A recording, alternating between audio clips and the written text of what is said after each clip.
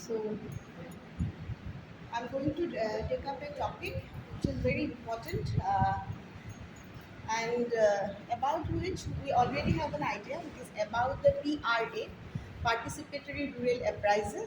Okay, and during internship, you might also have conducted some of the participatory rural appraisal methods. So, these are gamut of approaches to understand the rural life and rural conditions. Why don't you come forward?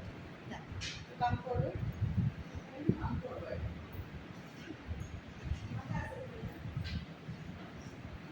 Otherwise, wait.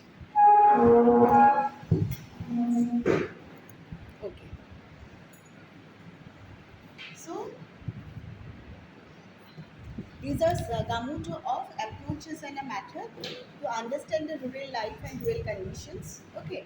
So there is a development expert which is associated with the participatory rural appraisal, and he is the Robert Chamber. You know Robert Chamber.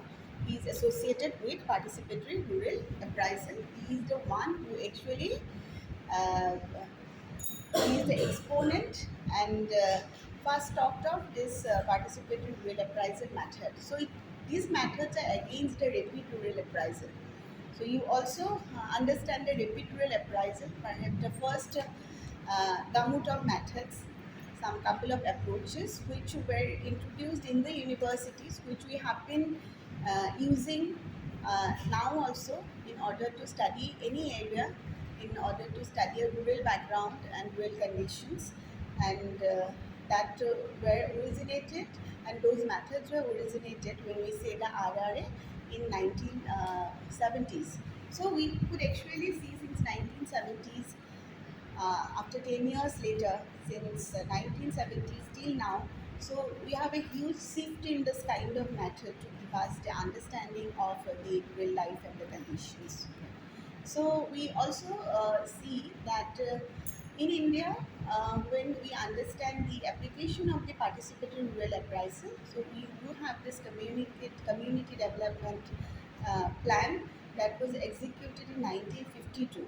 So in a way, you can also see that this appraisal and analysis of the rural condition and the life started long back.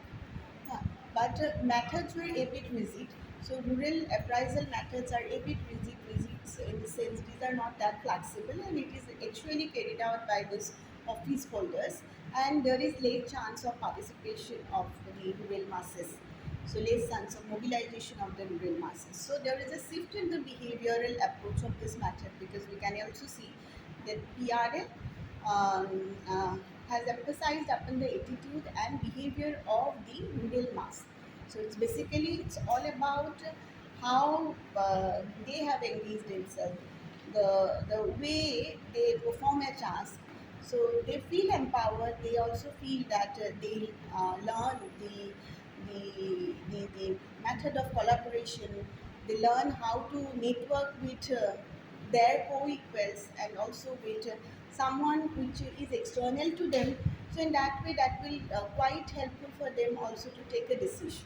So in a way, participatory rural appraisal method will also empower the rural mass, and make them participate in the decision making. And there are gamuts of participation. There are different types of participation for and the types of participation which are actually necessary to understand the participatory rural appraisal. So when we talk about these types of participations, there is also an anti-participation. We can start with this anti-participation, zero participation. These are at the negative side of the whole continuum.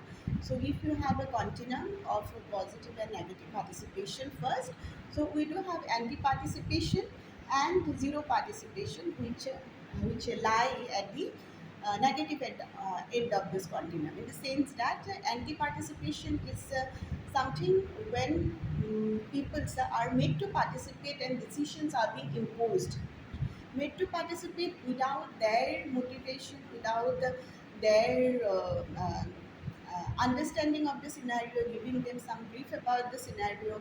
Okay, they are made to participate is actually anti-participation, because something is being imposed on them.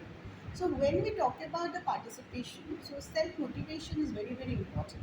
So from the other end of this, the other end of the other side, or we see this that population. So it's a two-way process definitely. So if I am the researcher, I want you to participate. You are not motivated, you feel demotivated, then perhaps from my end I will try to find out the causes of demotivations and then make you participate. But also it is true that it is easier to make a illiterate participate than a literate participate. Okay, because a literate person often take decision from their informed choice, but an illiterate person will not take decision from informed choice, because they are always ignorant. They do not have any kind of biases, and whatever biases do have, that is influenced by this like fellow being in the villages, as well as this key decision maker in the villages. So in that way, you could also see that the illiterate one is also to certain extent easy. It is easier for them to motivate, and to let them participate in any kind of activities. So if you have the right approach. So, hence, when you discuss about the PRA, you should understand the types of participations and the end of the participation, and also some of the barriers which will affect the participation of the villagers, or you see those who are always unseen, sort of unsaid, and they're marginalized most. They're always at the bottom of the pyramid. They're vulnerable. So, what was to be the barrier of their participation into this, you see, uh, into any kind of setting, into any kind of activities? So, main barrier may be the stigma. Their ignorance happen to be the main barrier, because they are not open to anything, and they don't know the consequence of any activities, and they do have some kind of prejudices and the bias, as I've already told you, that is also stemmed in them, or also permeated in them from the head of the family, from the even the we say this village head, a key informant of the village, on whom they are quite dependent upon, and they are very ignorant about government schemes, and that is also one reason that they don't understand the benefit of participating themselves in any kind of development activities. So here we are talking about participation in development activities. It's unlike the top-down, growth-oriented, you see that GNP oriented development. We are talking about a process-based development, where participation is a continuous process, and it also arrive at an end of creating a political organization. So here we are talking about an organization. Why participation? It will help the rural people to participate uh, uh, and to create an organizations through collaborations, and help them to take an informed decisions. And that's where participation is informed. It is also necessary. But there are also different definition of participation. So it is a means, it is an end. Means in the sense, it is also means to achieve some of the goal in the sense to become a part of the decision making. So when you talk about the means, it is a means to achieve a decision, and when it becomes an end is to make you a part of that organization, and to have some informed decision and a choice. And these are the two basic definition: participation as a means and an end. And participation is also a process of taking part, implementing, monitoring, evaluating the course of actions which will affect your livelihood, affect your life conditions. So you become a part of it, part of this course of actions, part of implementation of this action, part of monitoring of those actions, which will be impacting upon your life and your living conditions, your life conditions. And hence it is a process in that way. Okay. So we also see that many a time participation is involuntary and transient, which is equivalent to active participation. So when participation is involuntary and not sort of transient, then it is, you also see it is imposed participations. You can't derive any kind of sustainable gain from this participation. It is also said that there are various effects of participation, and let me tell you that sustainability, you talked about effectiveness, you talked about efficiency, you talked about the self-reliance are the uh, merits and benefits of participation. Okay, so you as a village community, or as a representative of village community, as a part of this community, or maybe an NGO representative, you will get to see some of the change once you make people mobilize and participate in the developmental action. Okay, and those changes you will get to see that they behave responsibly. Earlier, they were very apathetic, but they started behaving responsibly because they do have that understanding of belongingness to the community. So why they are demotivated? So it is easier, even as I have already told you, that it is easier to motivate a like illiterate person than a literate person. Huh. So why they are demotivated? The regions are being enumerated, and you try to persuade them. There may be varieties of the regions. In one class, I have already discussed with you. So there might be varieties of the regions, and you focus on that regions and try to motivate them. So you also see that in this way it will make them highly self reliant, and not to depend upon the government action, like policies or any government body or any external body. So participation will make them achieve that self-reliance. So this is also part of locality development scheme, the way you go and try to create a democratizing platform in the villages and make villagers engage into that platform to also take a decision which will affect them and which is for the betterment of them. Take them, let them take the decision. So your role is only the facilitator. So you can facilitate, you will not take decision for them. So let them take the decisions, and you will only try to intervene when the decision is not good for them. Okay, if it is good for them, let them do that, because that's how you can be a facilitators and you can make them self-reliant. So the benefit of participation is to creating a self-reliant society. Benefit of participation is to create effectiveness, effective use of the services. Most of the time services are available when you integrate ICT with different kind of government services, right? So when you integrate ICT with the government services, we tend to see that we have achieved the good governance, in a sense that it has increased the speed of delivery of the services, and the way resources are being computerized, data are being computerized, there are databases, but there are people who are illiterate who can't even access to those resources. So you see, when people can't even access to those resources, digital literacy is important. But digital literacy, to what extent you will make them digitally literate when they are functionally not literate even? Huh. So you also need to think about a separate iconic and that content kind of in content based interface, which is content interface which is based on their local dialect, local that knowledge, right? So that it would actually serve the purpose. So in that way, you see that there are a lot of nitty-gritties even in the effectiveness parameter, but effectiveness means having a speedier delivery of the resources and speedier receipt of the available resources. So whatever resources are there, so they might not have understood it before that these are their resources, the kind of resources which are there in the village.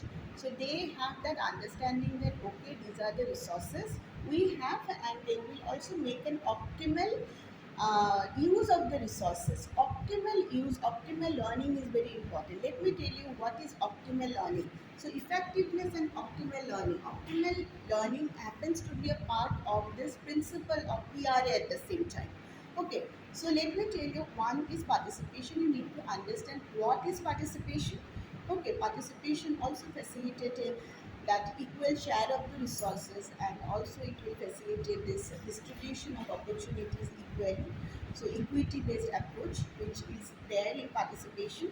So what is participation? The concept participation, types of participation is very important. So we also have the anti-participation and zero participation, where you won't see people motivate to participation, that is zero participation. Anti-participation when some decision is being already imposed, but people are made to participate without giving them informations, and without even without taking their priorities into considerations, without taking their needs into consideration.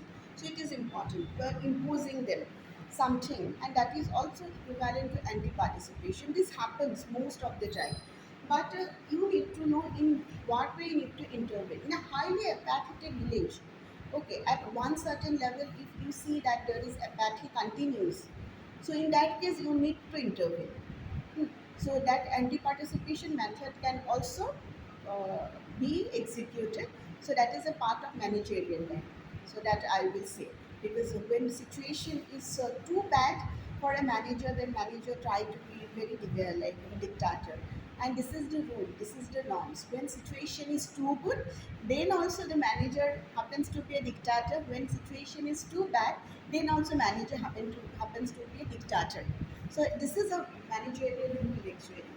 Then we see that that is important. And types of participation: anti-participation, zero participation, and then I'll also jot down this point. Then we have participation by giving information, information sharing. You simply sharing the informations by giving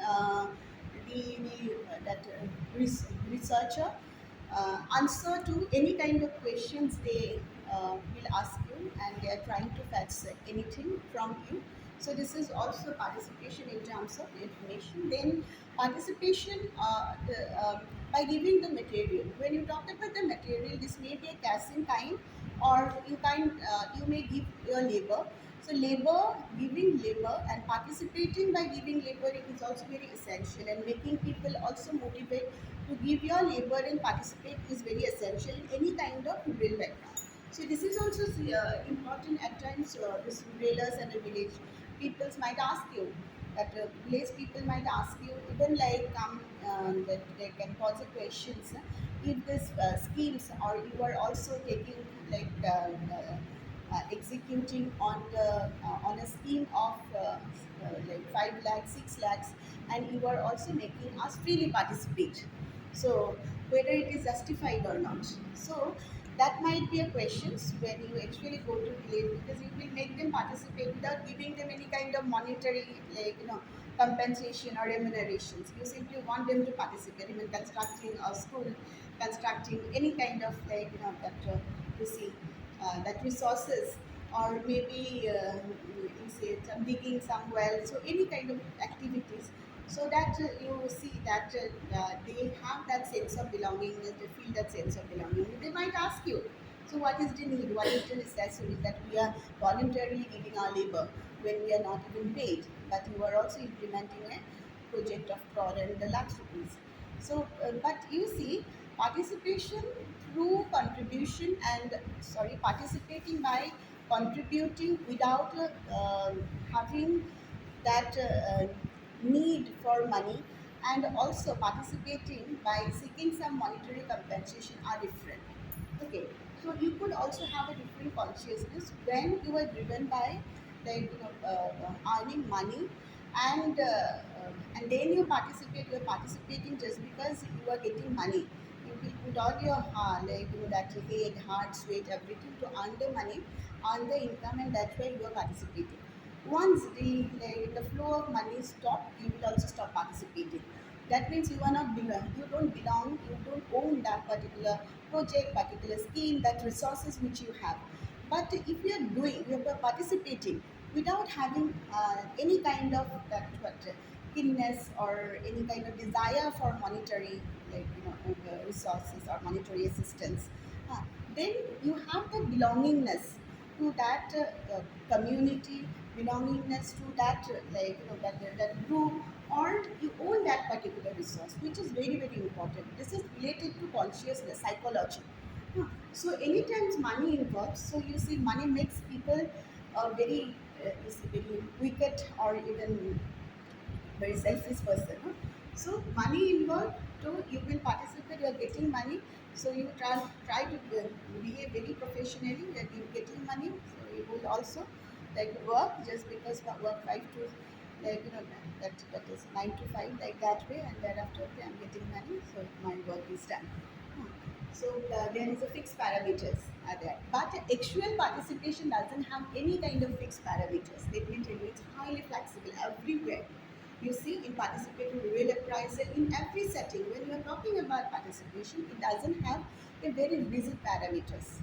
Okay, so it is very flexible. Timing also very flexible. Flexibility is shown at every level. Huh. So that is also you get to see at the bottom level, at a higher level, that flexibility is shown, and there is also role reversal.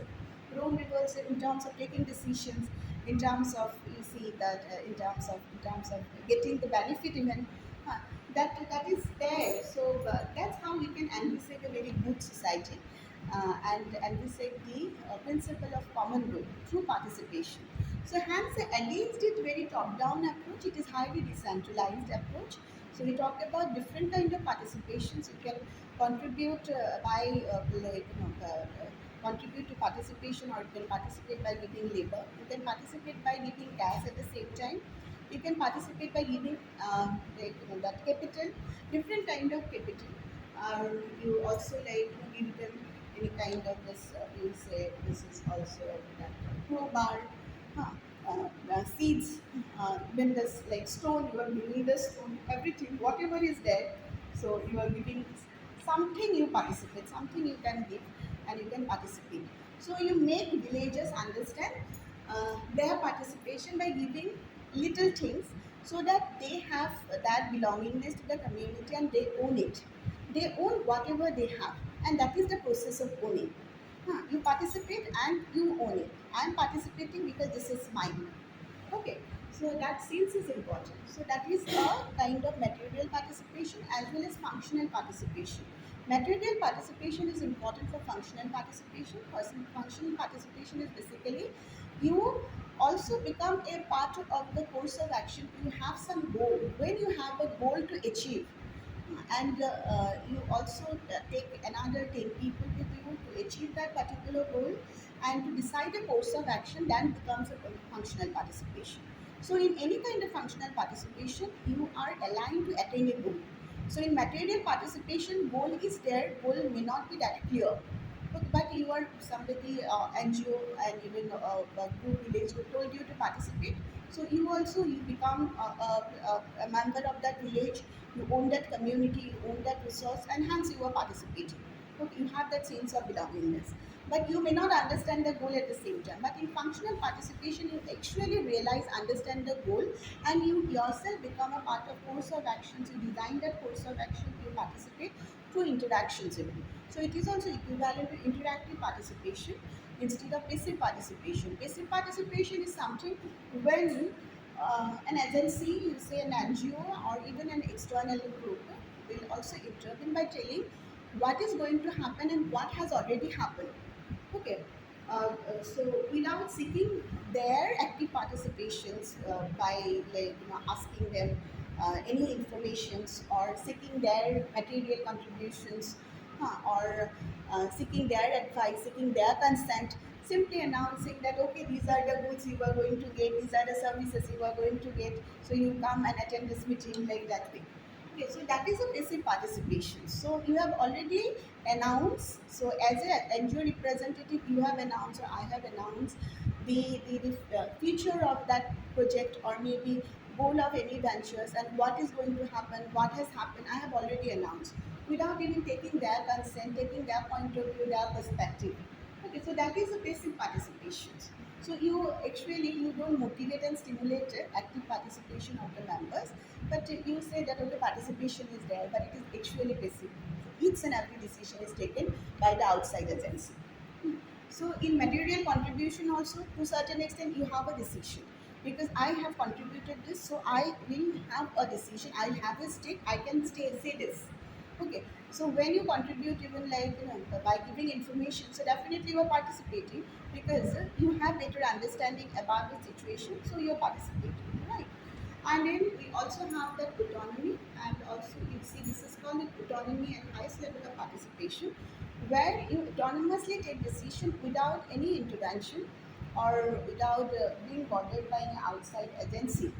Autonomously, you can take actions. You can also take into consideration of the effects of any actions, and which you think that it is always be for the benefit and the good of the society. So that is basically autonomous action. That is the highest level of participation when you think that whatever decision will be you will be taking, it will be for the good of the community.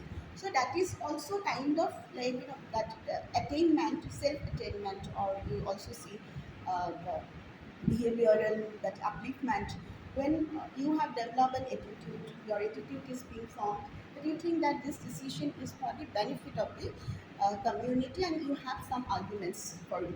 So you started arguing for it and arguing with some reason.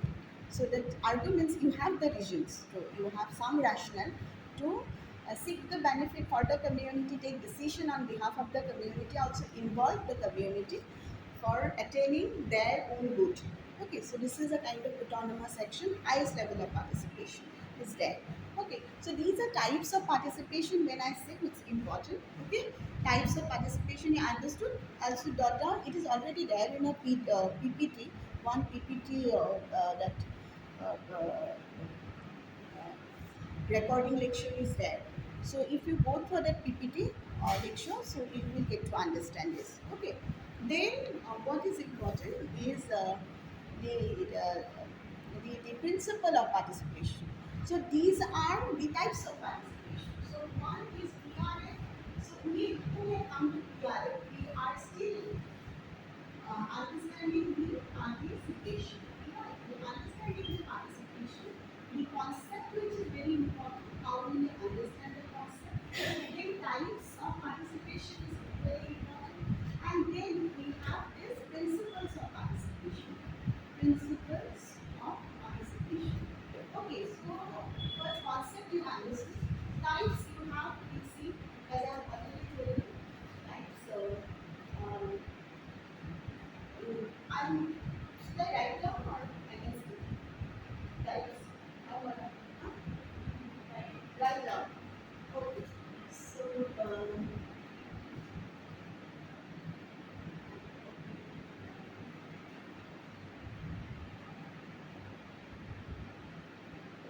and participation,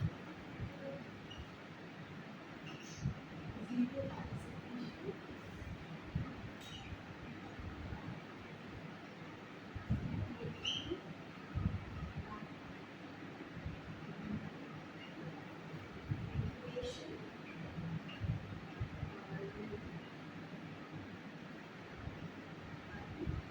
creation, participation, consent, this is called the consent,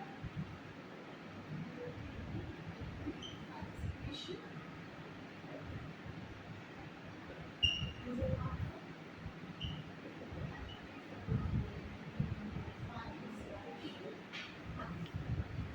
So we have this basic,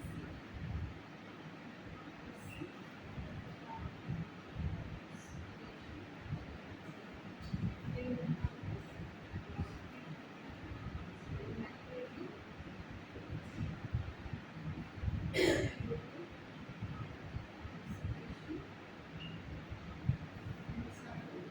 this functional,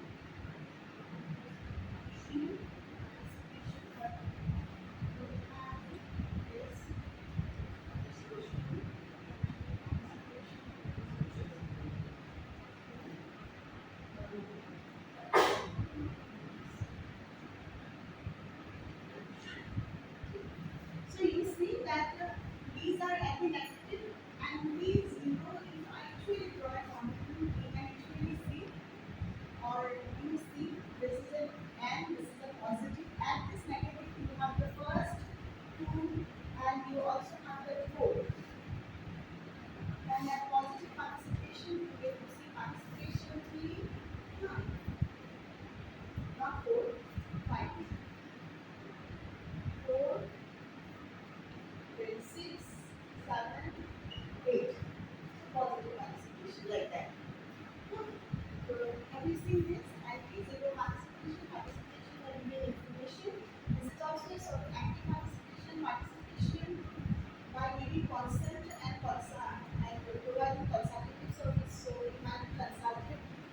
So you might be asked for giving any opinion or your perspective, viewpoint, equivalent to giving information, but at a different. Okay, how it is different, we will be able to understand once we learn the PRA. So that is important. And basic participation, when we say this is equivalent to non-participation. Also, that negative economic participation. These are the people say basic participation is also kind of participation, but I will try to categorize it in this end. Then we talk about the material participation, which is also part of active participation. And then we have that functional participation. Again, very, very important functional participation, autonomous action, active participation. So we have one, two, three, four, five. Our active participation, you can also divide in that way. And there is one basic participation, and these are actually non-participation and manipulation. Like that way also you can understand. So participation will also establish a control over the resources.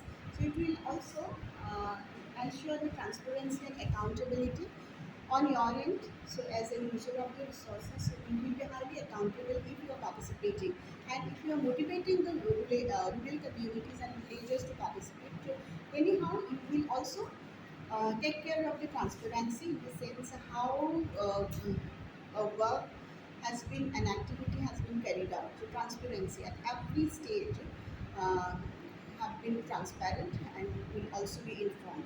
So how resources are being used, how it is also shared at the community. So transparency is very, very important, and participation can ensure transparency. It will also increase the accountability to the stakeholders who will also motivate to participate the rural community at the same time the decision which will affect their life. So in that way, some of the decision participation means you are also taking part in any decision making. In that way, you are also accountable for the actions that you are going to carry out. So accountability will be efficiency in use of resources and also equitous use of resources. Equity is there, always a fair distribution of resources is there in participation. You can demand that fair share while you participate. Fair share. If you participate, then only you can demand that fair share. If you don't participate, you can't demand. So it's important at the same time.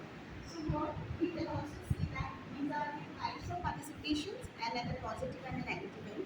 So basic participation, I will say you can also divide these types of participation as basic and active. Okay, active and passive. And then you can put anti-participation, zero participation as manipulation. Okay, these are part of manipulation. Manipulation is something which is not participation.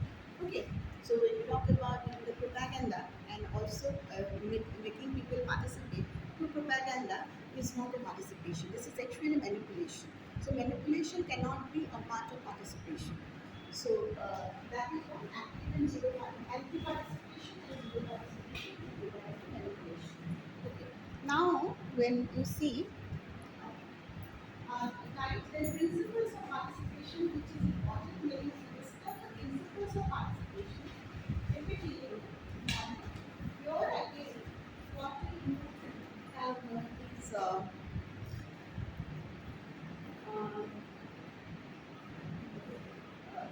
first, let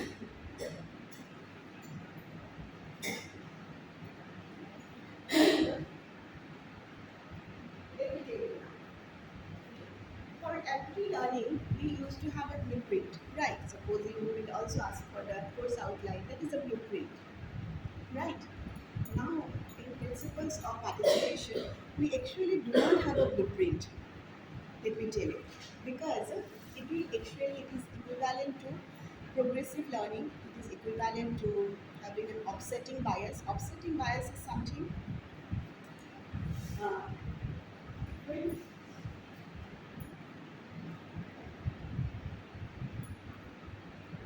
offsetting bias means when you also the we think that this community should probe, but that probe cannot even pass on to. Upsetting bias is also there. So upsetting bias, when community can prove, you also make them prove. You become also. If you are participating, you start proving it, querying, investigating. But don't necessarily will pass it on. Hmm. So upsetting bias is also something when you start listening to then lecturing out. So it is not always the case, but you enter to a community, you start listening instead of lecturing out is also kind of upsetting bias. Okay, and also having that confidence on the people that people can do. Okay, is very very important for handing over the stake. So the principles of participation is first this progressive learning. So your progressive learning is not having any kind of blueprint for learning, but you learn sequentially and also seek a collective goal uh, uh, through participation, through participatory learning. So you learn by participating in that community and participating in any of the setup, and you learn by participating without having a blueprint, and together you learn. This is also equivalent to group learning, and you discuss. Okay, so without having a blueprint for learning, this is also a collective search for the knowledge. We call it progressive learning, where we do not have any blueprint, but the sequential basis you are learning. So every day you are learning something or others. So you also all of you jot down, okay, these are the points. In a village setup also, that learning is always progressive. So you usually do not have a blueprint. So even if you make them learn and understand, you don't provide the outline because people are illiterate, right? So in that way, in that situation, what will you do? So every day you will go, you will also tell them a story, or you make them participate at the same time. Hmm. And jot down some important information for them. You highlight them, repeat those informations. In that way, you will also inculcate some of the belief or positive attitude in them through repetitions, so everyday repetitions. So that is very very important, and that is called progressive learning, but without having any kind of blueprint. So you go there, enter here. So you every day you will also discuss something which is very important to have an attitudinal change, have a behavioral change. Okay, and that is also sequential basis. So sequential basis. So at the end of that project, or maybe like 1 year, 2 year, so you can also have a survey of the kind of understanding, comprehensions, and also that the knowledge they have accumulated from the person who has intervened externally. It's very, very important. That is a part of progressive learning. This is called. Offsetting bias is very, very important. Offset bias is important at the same time in order to understand the reverse learning. Here, actually, you see, as a representative, you will intervene whenever it is necessary. Okay, this is called offset learning. So, whenever or reverse learning, so you also see that the community will actually take part, help you to understand few things, and your learning will offset in that way. So because you learn from the community at the same time. So, okay, these are the issues that bothers them, these are the needs that bothers them. So every time as an NGO representative, you have something new to even like take home to every time. So this is also kind of outcome of offset learning at the same time. So that you can also prepare yourself to handing over the stick.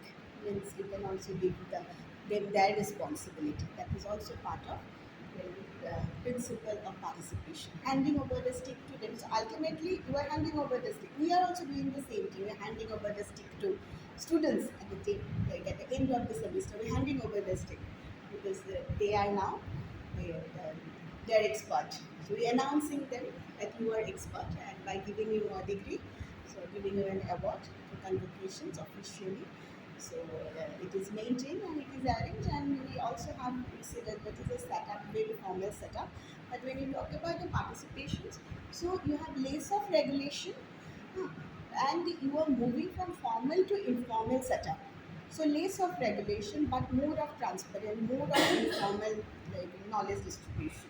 But there is not that way from formal kind of knowledge distributions. That you don't have to, you can't take a PPT to the community and make them understand. So what you can do, you can actually use the PRA and make the community understand. You engage them in understanding their village livelihood, understanding their life, understanding their conditions through those methods. Okay, so it is important. And then you talk about this self-critical appraisal, very, very important. Means let them learn from their failure. Okay, it is also important principle in us. Learn from their failure, make them fail. Don't hesitate to fail and learn from their failure. But you are not supposed to abandon the villagers. This is a trial and tested method. You go make them fail and or make them learn from fail also. So let them do. And if necessary, what you can do, you can go for triangulation. Triangulation in the sense that you can change the source of information. So you give the information. You can also change the method of learning. You can also reconstitute the group from which learning is usually come, which will give you some knowledge, some understanding, which will also disseminate the knowledge to the community. So there might be a triangulation, change of the source, change of the learning method, and also reconstitution of the group. If something is not materialized, if there is a failure. So these are some of the you see some of the practice which are very, very important to understand the principle of participation. And sharing is very, very important. Sharing. So sharing of the knowledge. Sharing means you also share their knowledge with bureaucrats, with external agency. So it's not like that you have learned something and you have kept it itself with you, but you are sharing it with like 10, 20 others, other peoples, and who also have a stake in policy making and decision making.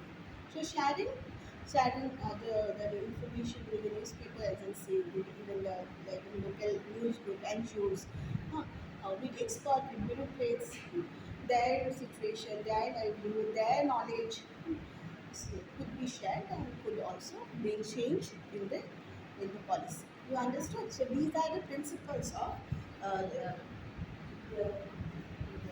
PRA or participation at the same time. So principles of PRA is also important. You understood? No? So I will have to write one is offsetting bias. So one is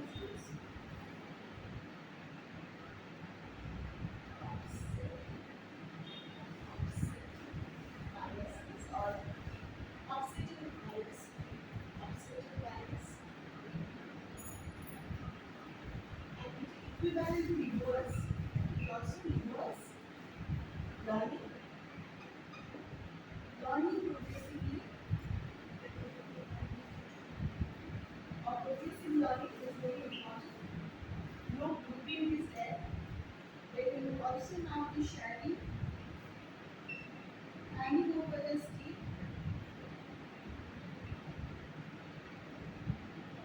Triangulation is very important. Triangulation.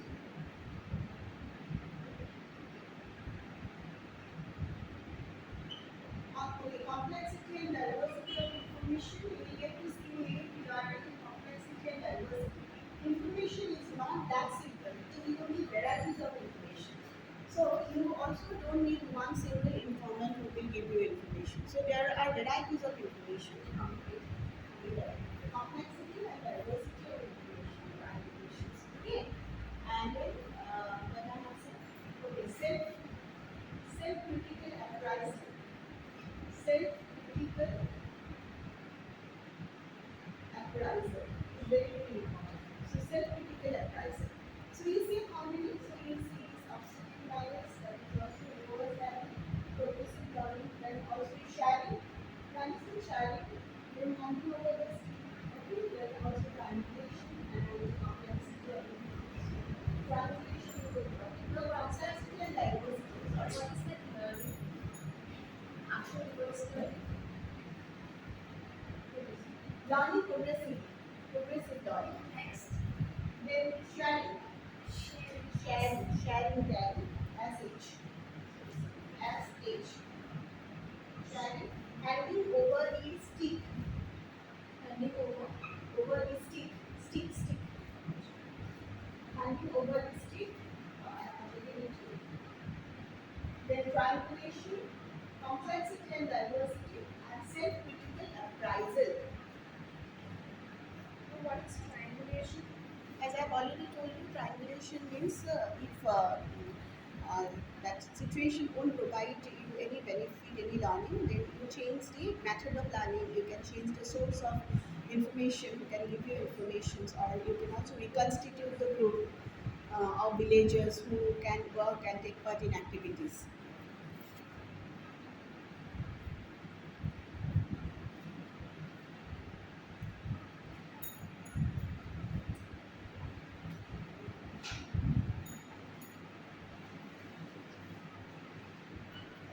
Okay, what happened?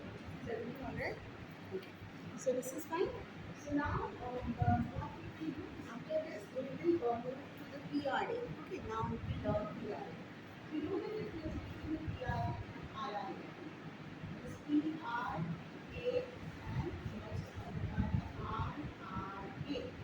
Okay, PRA and RRA. So basic understanding of PRA and RRA is that.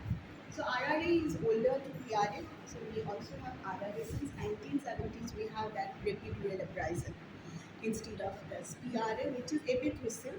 So it's there with us since 1980s or 1990s. During that period, 1980, 85, Konkan International Conference first even lead to emerge this kind of method. So this PRA method and approaches are originated in Konkan International Conference. So when Chamber, about Chamber also made a mention of this new method of appraisal of the rural life, of the rural conditions. Okay, so having an understanding of the realities. So in that way, we will actually see a difference between the PRA and RRA. So this is different. Okay, so you know your voice. You do not have another marker. You do not have another marker. No.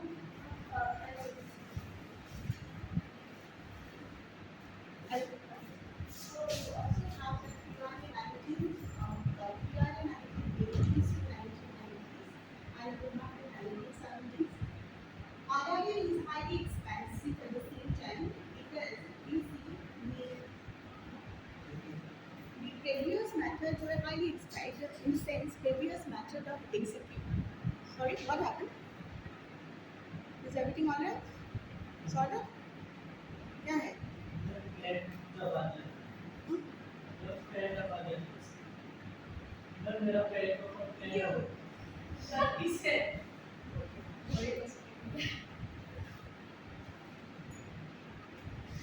डर जाना सही था एकदम. Don't miss any kind of this theater second half का theater class. अभी तो ज़्यादा दिन है ही नहीं. But we are going to have some practice. So उसके बाद 1980, 1980 and then expensive and designing expensive. This is also very. So why expensive and expensive in the sense that right from the very beginning, what kind of methods we usually use to for research, like a secondary data sets, like a map available, like archive materials, then newspaper, the journal, books, right? So we rely on those secondary data to understand any kind of situations and any situational analysis to background, getting the background information, own really interviewing to a community and go for field studies even to understand the community, and even for historical analysis also we tend to rely on the secondary source of information, right? The data are there already, some available data like researchers, previous researcher journals, books are there from which we used to get this information, right? So it is there. So you see, in that way it is very expensive. You need to buy books, buy journal. It's buying a journal, buying a book is also expensive because books are very costly. So at the same time, and also you see that whenever you go for field study, understanding like the field, again it is very tedious because you don't have any plan to intervene into that rural community and also mobilize the community. So that becomes a very difficult situation for you. At the same time, makes the whole research highly expensive. So when you talk about this PRA, the schools are very participatory. So you right from the very beginning intervene in the community. without even having some kind of like the learning from the secondary sources. You actually. So, There are company in Europe. also, So I will give you sometime before. so you can I can fix this. I will.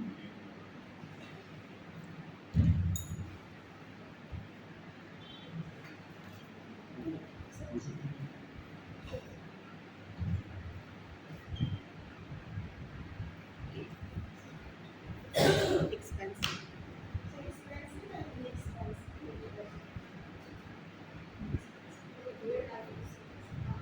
Earlier research methods were highly expensive just because we tend to uh, rely on the secondary set of data.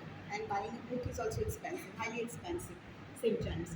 So we don't really think to intervene into the community. So all this background of the research and situational analysis are usually based on the secondary set of data. You need to write a literature review, you need to write a background of the information, and also need to write a situational analysis. You will rely on the secondary source of information, newspaper clipping, press releases, and government records, reports. So you need to collect it. Collecting is also very tedious and make it very expensive. Collecting those reports, you need to move to that, and it's also very time consuming at the same time. Go to government department, you check the archives whether it is there or not. Right, that way. But we don't tend to intervene into the community, go to the community and also seek their response. Huh. And we don't look into it that way. So what if we simply go to the community, we also try to fetch out the information just because of lack of skill also, because you cannot even intervene, go to a community and intervene, because community is not going to entertain you in that way, right? So there also an approach to intervene. So that approach to intervene is PR. So how will you intervene? So it is very easy to say you go for field study, but when community is not responsive, how can you even think of getting information from them? So you need to mobilize the community. So as the NGO representative or as a like social worker, so what you can do, you can simply go interview because you have some understanding about the method and you approach in such a way that they will also provide you information and they will help you to finish your research in the same way. So this is what is PRA, and it is less expensive or it is also you see that it is less expensive, is expensive. This flexible PRA is very flexible, but other is very rigid. So there is also a specific deadline, timeline within that you need to finish it. Okay, so that rigidity is there. So RRA innovators were also universities. So universities tend to be the innovators. You see this in terms of RRA. University, first it was initiated, this kind of research started in universities. So innovators were the universities and users also the university students, even some of this, the aid agencies are there, earlier agencies, community groups were the leader of the research. So universities happen to be the innovators as well as users, and the RRA like this, innovators and users. When we talk about the PRA, basically NGOs are the innovators here. NGOs are innovators in PRA, not necessarily the university. So there are some methods which NGO can, that is, they do have that first, like, and first and resources also to intervene at the same time when you have that understanding. Okay. So, so this is important. This is and your universities in terms of role is important. The kind of role. Your role is not to elicit the information, but your role is to facilitate. So when you talk about PRA expert, so PRA expert is basically facilitators. Facilitators, they are the facilitators, and their role is to facilitate it. Facilitate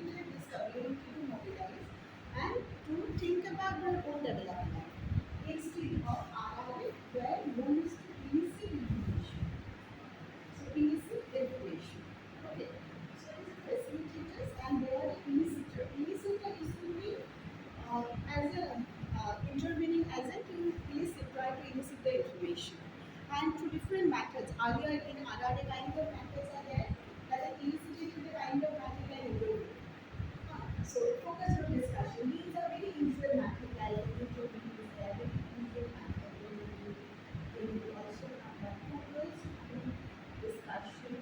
Okay. So focused discussion on this. That interview focused discussion. We also have is a questionnaire survey. So these are the methods for getting the responses from the community. University in different kind of research that researches we are carrying out are basically these are the interview focused group discussions. Some of the key informant we accumulate and get them assemble at one place and also put some questions and also give them to have their perspective, have their opinion, and discuss on that topic. And we elicit their response. It is all about eliciting. So we design a questionnaire, we distribute it, and elicit their response. We also design an interview schedule and having some questions in it. So close-ended questions, open-ended questions, tertiary, subsidiary questions, and we go and distribute it and elicit their information. It's all about eliciting. You see, the RRA is eliciting, but when you talk about this PRA is not eliciting. It is all about facilitating. So you can mix also. Now research could be also a mixture of this RRA and PRA technique. You cannot say that this is we cannot use this method which are using the LGS. No, you can use. In research also, this RRA, we can have a mixed methodology index it and we can use this method. Innovators are the NGOs. Past NGO used it. But there is no barrier that as a university student you can use it.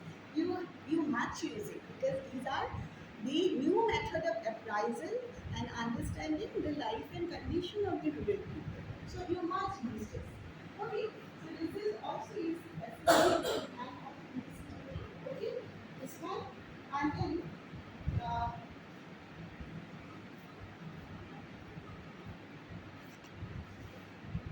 yeah, basic differences in this. And also it is all about you see that on-spot analysis. Another is on-spot analysis. In PRA, we have the on-spot analysis along with the community. As you are a facilitator, so you will also analyze this information then and there. But in another, we see this information. There is no on-spot analysis of the information. Information is collected. Then you have a separate time frame. You sit in the office and you analyze the information. So you will distribute the questionnaire. So you collect the questionnaire. Now it's time to even start with the questionnaire responses like that. So you will derive the responses at office premise. You will actually analyze the information. So that is there is a delay in analyzing the information. But in PRA, you also have the on-spot analysis of information. So this is called the on-spot analysis of information. And there is also delayed analysis. You can also see, or you see that analysis is laid in office premise. Okay. So this is very important at the same time.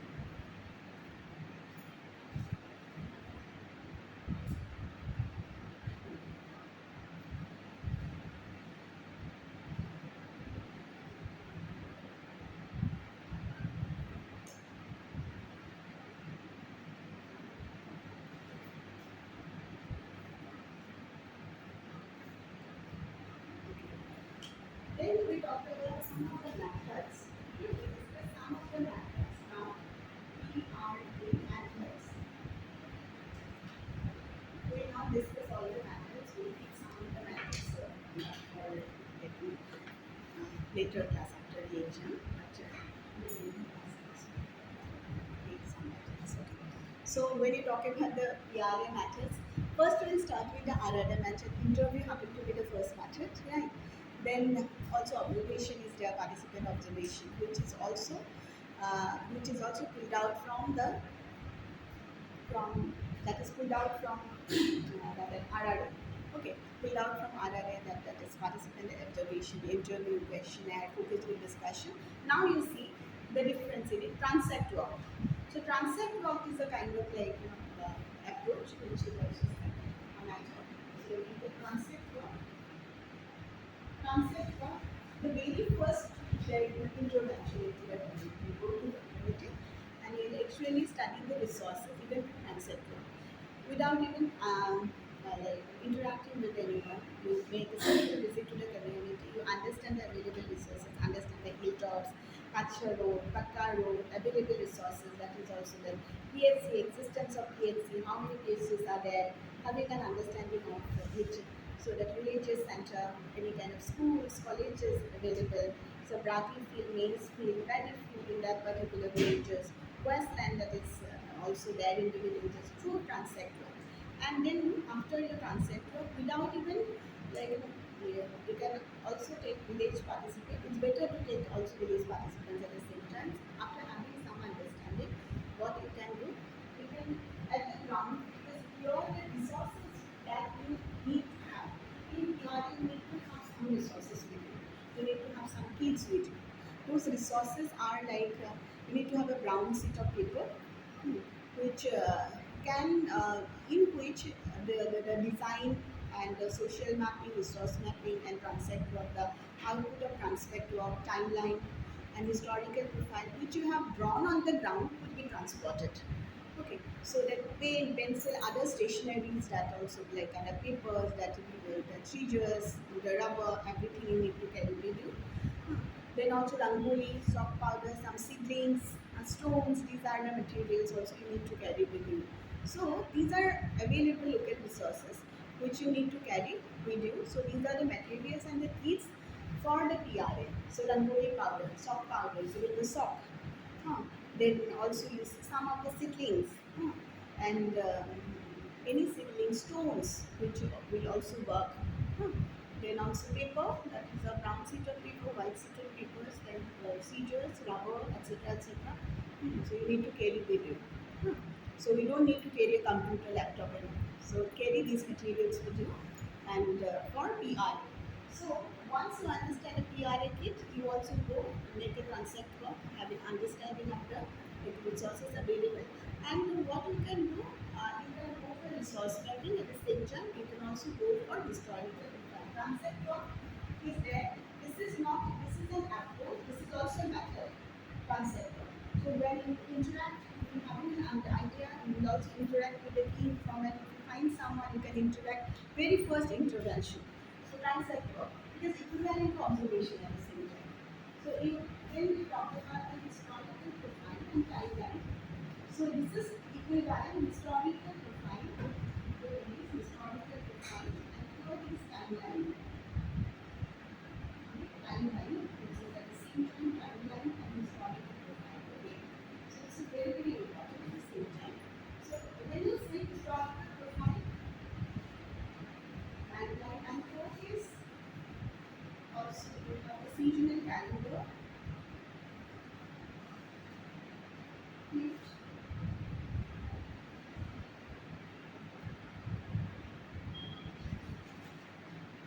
and diagram. Six.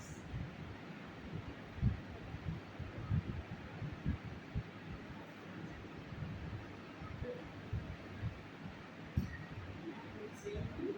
Seven. Social mapping. Eight.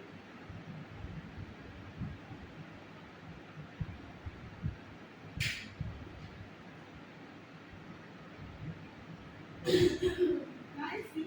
I need to brief. I'm going to rapid so that you can have that. When you talk about the historical profile and timeline, this is very, very important because you also have the timeline of the resources available. Suppose timeline, you can make a timeline of the copying pattern. So copying pattern last year, this year, and copying pattern last week, this week. So change in the rainfall. We also have a timeline of the weather forecast. Like every time we visit this Google has given will give you a timeline of weather forecast, right? So the timeline of like rainfall at the same time, having a precipitation of the rainfall last week and this week. Okay, that is the timeline. So and also a timeline which you can develop on Sunday, Monday, Tuesday, Wednesday, Thursday, Sunday rainfall, Tuesday, Monday rainfall, Tuesday rainfall, like that way. Okay, so from their understanding, huh, like percentage, let the villagers also come mobilize, tell them the percentage there. इतना हो सकता है इतना वो बोला हाँ हाँ इतने percent. So out of their idea, so like their knowledge, their imagination or sense practical sense. Okay, so we will also put them. So that is very important. And like the cropping pattern, and also food consumption over the week or over the month and over the year. Consumption of the food, consumption of fuel, which has also changed. The type of transport in that village, which has changed over the years. Like we also found in historical profile type of transport earlier there were like suppose only rickshaw and like thelas are there. It's a pullers, thela pullers. So from the transport you can also identify the occupations, those type of transport where there now you get to see that there are buses and there are taxis, there are autos which are also available. And at one point of time there is not even a rickshaw puller and a thela puller. Okay, and there is no rickshaws, no tellers. So like that way you see like 10 years back there is not even a rickshaw and the thela pullers. Then 5 years back there were rickshaw pullers, thela pullers, and then rickshaw, thellas, and then the cycle, bicycle are there. Then 2 years back you have to see, you have seen the buses there, bus, auto rickshaws are there, and now you get to see there are also the Maruti Suzuki, there are Honda City, and like this kind of transport facilities are there. So you have a kind of like that development, that understanding of the historical profile of even the transport facilities available. Cropping pattern at the same time, cropping pattern, and also the way there is variety of like cultivation, the types of even the cultivation have changed. So that could also be recorded at the same time. Household, kacha household, pakka household, uh, like last 10 years, for last 10 years, if you study, means in 2010 there was all kacha household. So that information could be derived from any key informant from the village that you group. So you need to mobilize first. After mobilizing, you need to work on this. So transact work is not simply mobilizing. You can have them work, mobilize two, three people, have some understanding, and then for historical profile for timeline, you are actually working on like that mobilizing of a group. Okay. So you also develop a timeline, or what you can do, you can also individually go to key informant and you can develop a timeline. Individually, you can like approach to those site of this the village head, religious head, or any kind of that head of any youth group and women group, any key group in the village also you can visit and you can get and stay information. Okay, so you understand this? This is important. This is and then this is what you also see. After this, you have the seasonal calendar timeline and historical record, type of transport, cropping, type of diseases which also have been, which has come in the village over the years. Suppose in 2002 there was cholera that became an epidemic. Then you get to see there is no diseases as such, but okay, there are problems related to maternity, yeah, and other infant mortality may be a problem. So that kind of problem you can also mention. And malaria, that might be a problem. So now, like in these 2 years, last 2 years, since last 2 years, there is no person getting with malaria. So you can have also record of this particular thing. Okay. So this is important to understand the timeline and all the reasons about this availability of cattle, kind of cattle which are available in that household. Type of household, kacha, pakka. Type of road, kacha, pakka. Suppose you can have a timeline of last 10 years. So you can have for initial 5 years, kacha road.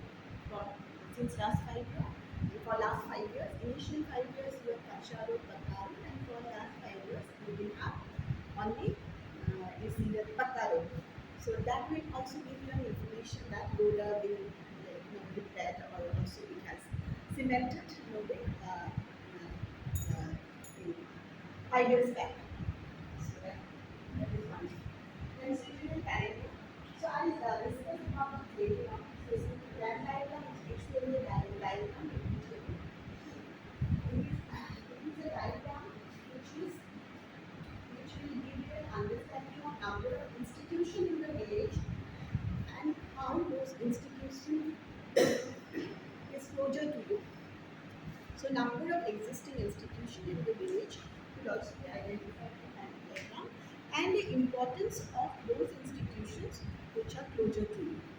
Okay, so in that way, and significance of those institutions through which you can actually understand the role of those institutions. And then you have that resource and mapping and social mapping, where you and also where you have literally studied and you also have a ranking, matrix ranking, where you rank. I'll come to it later on. So for this exam, I don't think I'll go that elaborate. I will not give you any question on these methods as such, but you have let me like uh, give you some understanding about it. But yeah, you will have a question on participation. Okay, so but you can go to this method which is already there in this PPT recording. So I have provided you one PPT recording. You will get all the methods. But that might be a bit difficult to understand, and hence I'm coming with this class. So resources, everything resources, and social mapping is also kind of like a social monitoring pattern in the village. And matrix ranking is all about wealth ranking. It's about the status, health status of the village, health and well-being of the village, about the social status of the village. How we rank the social status, which group, on the basis of using those siblings. You know, suppose that is also cropping pattern, and also you can talk about this. What is it called? This types of animals, and the uses of animal. They can be used as a helper. Animal can be used as a helper at the same time. You can use animals for eating purpose, for even other making manure. And so you can also have animals for even like selling them and earning from them. And also you can have an animal from getting the milk which will be sold. So based on that, you will give some rank to that. So that which suppose you have varieties of animals like that pigs, that goat and cows, etc., etc. And from that, the kind of that usefulness that you think this animal has, you will provide a rank.